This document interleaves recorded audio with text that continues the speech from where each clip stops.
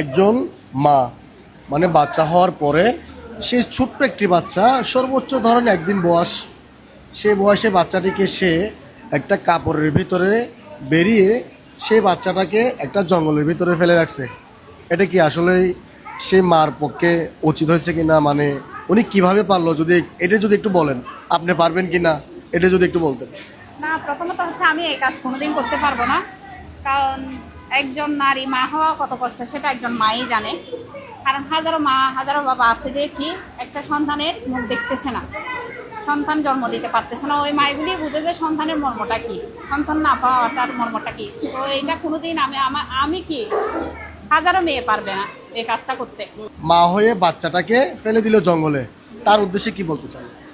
আমি তার উদ্দেশ্যে বলবো যে সে কাজটা ভালো করে নাই। উনি যদি জন্ম দিয়ে যদি পৃথিবীটা আমি যদি রাখতে না পারে, তাইলে এই কাজটা উনি করলো কেন? এটা করাটা ঠিক হয়নি। সেটা আসলে একই প্রশ্ন, কিন্তু আমার কাছে সেই জিনিসটা দেখার পরে অনেক অনেক খারাপ লাগছে আপু, বুঝছেন, অনেক খারাপ লাগছে।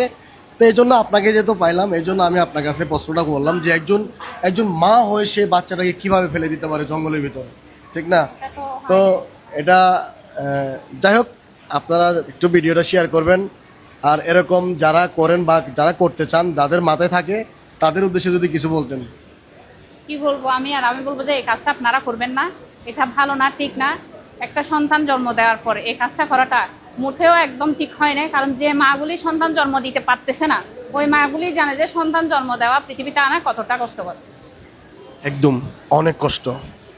একজন একজন মা হওয়া মানে 10 মাস 10 দিন রাখা, এরপরে দুনিয়াতে আনা কতটা কষ্ট একমাত্র সেই নারী জানে, অন্য কেউ জানবে না।